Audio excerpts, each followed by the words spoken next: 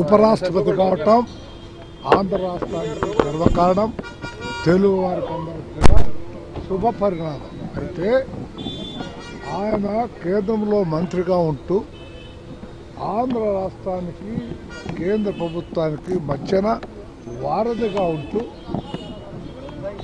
Different parties అధికారంలో కూడా ఉన్న సమన్వయం చేస్తూ రాష్ట్రం కోసం చాలా కష్టపడి కేంద్ర ప్రభుత్వాలు ఒప్పించి ఎన్నో ప్రాజెక్టు అన్ని రకాలుగా సహాయపడ్డటువంటి వాడు శ్రీ వెంకయ్య నాయుడు గారు.